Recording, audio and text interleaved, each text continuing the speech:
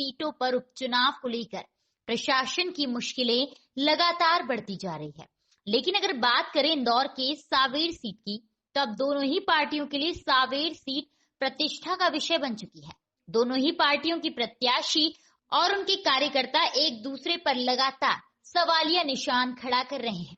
देर रात भी हुए दो पक्षों में विवाद ने बीजेपी और कांग्रेस का रूप ले लिया, जहां कांग्रेस कार्यकर्ताओं द्वारा बीजेपी कार्यकर्ताओं को मारपीट कर उन्हें घायल कर दिया गया, जिसके बाद पूर्व विधायक राजेश सोनकर, शहर अध्यक्ष गौरव रणदीवे अपने समर्थकों के साथ बड़ी संख्या में थाने पहुंचे, जहां आला अधिकारियों से मिलकर कांग्रेस कार्यकर्ताओं पर मारपीट सहित अन्य धाराओं में प्रकरण पंजीबद्ध कराया गया है। दरअसल मामला लसूड़िया थाना क्षेत्र के रविदास नगर में बीजेपी के चुनाव को लेकर बैठक चल रही थी। इसी दौरान बीजेपी मंडल अध्यक्ष श्री कृष्ण मालवी और महेश जोशी बैठक खत्म कर पास में चल रहे भंडारे में निमंत्रण पर जाने के लिए निकले। तभी कांग्रेस की कार्यकर्ता लीलाधर जायसवाल मामूली बात को लेकर विवाद शुरू हुआ। विवाद इतना बढ़ा कि लीलाधर के पूरे परिवार हर्ष जायसवाल, आदर्श जायसवाल, सीताबाई, पीयूष जायसवाल, रानी जायसवाल 10 लोगों ने दोनों पर जानलेवा हमला कर दिया। डंडे से और धारदार हथियार से वार कर घायल कर दिया, जिसमें बीजेपी कार्यकर्ता महेश जोशी की हालत गंभीर होने के बाद उन्हें निजी अस्पताल में भर्ती कराया गया। विवाद की जानकारी शहर में लगी आग की तरह फैल गई, जिसके बाद बड़ी संख्या में बीजेपी के कार्यकर्ता थाने पर घेराव करने पहुंचे। वहीं पूर्व विधायक राजेश सोनकर, शहर बीजेपी अध्यक्ष गौरव रणदीवे अपने समर्थकों के साथ पहुंचे, जहां मारपीट की हुई घटना को लेकर आला अधिकारियों से बात कर देर रात जायसवाल परिवार के 10 सदस्यों के खिलाफ मारपीट सहित आईपीसी की अन्य धाराओं में प्रकरण पंजीबद्ध कराया गया है। बाइट। वहीं घटना के बाद जायसवाल परिवार के सदस्य भी थाने पर प्रकरण पंजीबद्ध कराने पहुंचे, लेकिन काफी घंटों के इंतजार करने के बाद भी उनकी सुनवाई नहीं हुई। जायसवाल परिवार के सदस्यों का कहना है कि कांग्रेस को लेकर उनका कोई भी लेना देना नहीं है, वह सिर्फ एक मतदाता है और बीजेपी द्वारा उनके घर पर बनाए गए पोलिंग बूथ पर लगातार लोग बड़ी संख्या में खड़े होते हैं, देर रात तक शराब की पार्टी करते हैं और बीजेपी में मतदान देने के लिए दबाव बना रहे थे। बीजेपी कार्यकर्ता श्री कृष्ण मालवी आए दिन परेशान कर रहा था। इसी को लेकर घर में 10 से 12 लोग उससे और मारपीट करने लगे।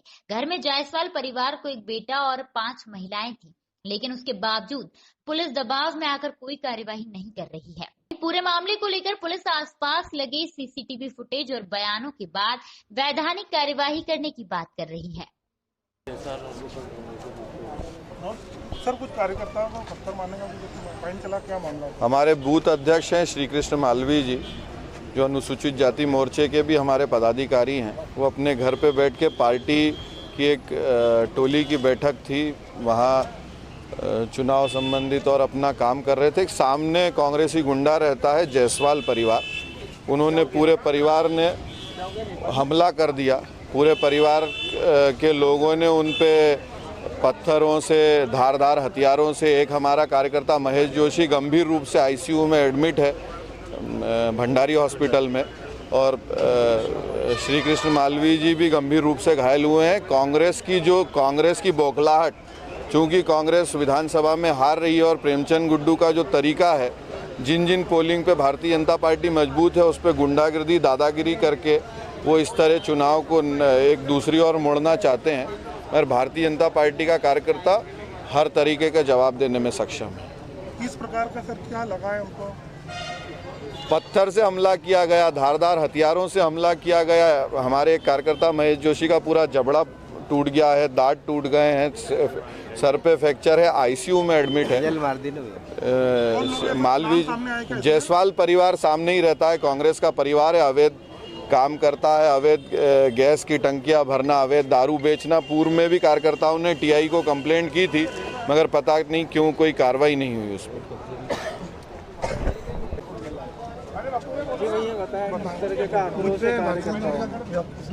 सीधे ये जो आप गुंडागिर्दी देख रहे हैं, कांग्रेस अपनी हार की बौखलाहट से भारतीय जनता पार्टी के कार्यकर्ताओं के ऊपर जो हमले कर रहे हैं, इसके ऊपर इसका ये कारण है किसी भी प्रकार से भय और आतंक का वातावरण बनाना। भारतीय जनता पार्टी के कार्यकर्ता घर में निकले।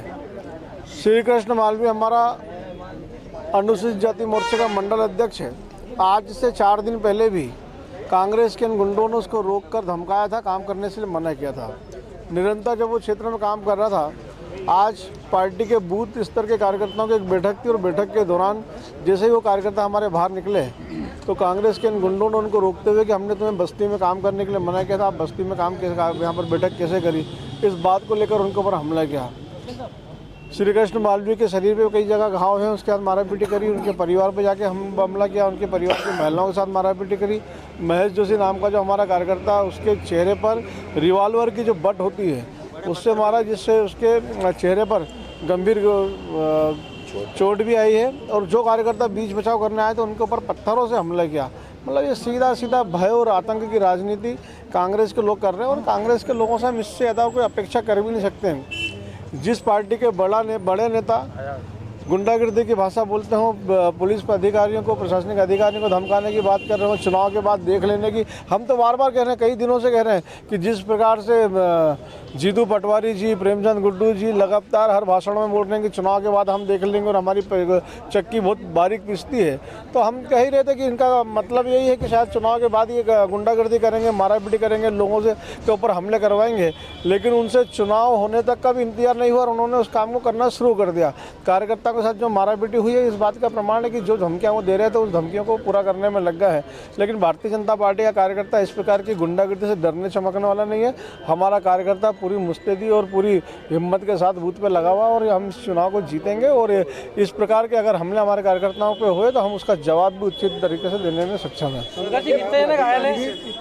हमारे 3 कार्यकर्ता घायल हुए हैं, उसमें से एक को अभी मेडिकल के लिए लेके गए हैं और 2 हॉस्पिटल में है इस समय और एक को गंभीर चोट है, उसको एडमिट भी करवाया गया है। गंभीर आरोप लगा रहे हो आप और कह रहे हो कि पुलिस, मतलब पुलिस का रिएक्शन क्या है? नहीं, पुलिस को अभी हमने बताया, उनकी जानकारी में दी। पुलिस अधिकारी अभी उनके घर पे भी गए हैं, सर्च किया है और मेडिकल के लिए भेजा है हमारे कार्यकर्ताओं को। मेडिकल के बाद में उनके ऊपर प्रकरण दर्ज होगा। हमारी उनसे बात हुई। किसी प्रकार का असहयोग है क्या पुलिस?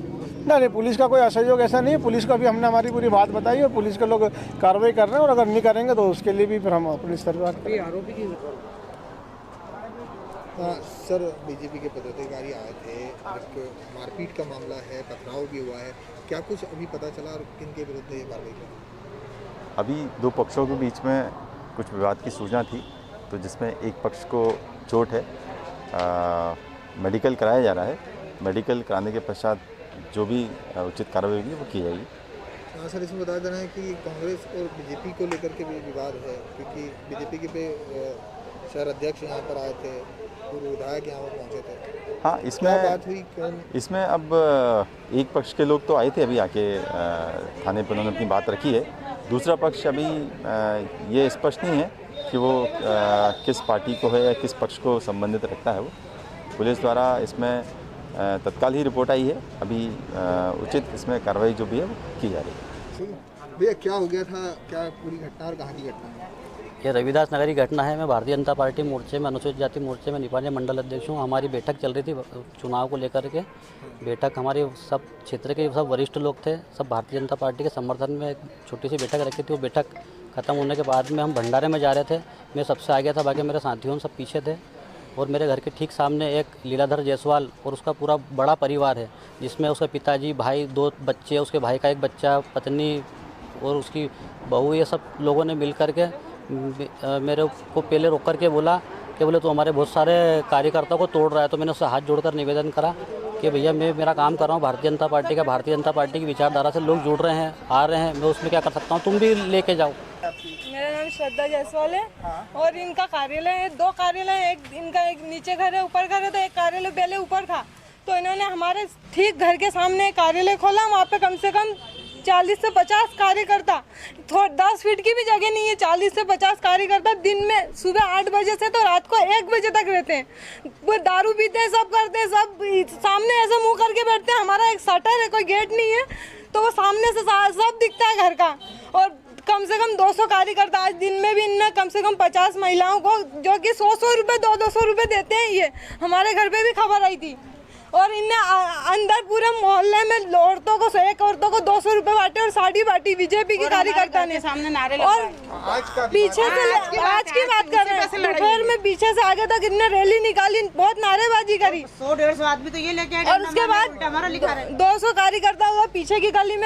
मेन उसका अजय सिंह पवार जो कि लसुड़िया में रहता है, बीजेपी का कार्यकर्ता, उसके संचालन में पूरा जो आयोजन हुआ है वो भंडारे का बीजेपी ने ही करा है। उस गली में बीजेपी का कार्य और सारे बीजेपी के कार्यकर्ता वहाँ पे भंडारे में थे और मेरे पापा अकेले, हम कांग्रेस के कार्यकर्ता नहीं है, वोटर है, और हम पे बहुत दबाव बनाया कि बीजेपी को वोट दो, हम नहीं देना चाहते बीजेपी को वोट, लेकिन ये रोज दबाव बनाते हैं। आज नहीं दी तो सुबह भी नारेबाजी करी और 200-250 कार्यकर्ता हाथ में लट और ये सब लेके आए और पापा कोई भी नहीं था घर पे, सिर्फ मेरा छोटा भाई था घर पे।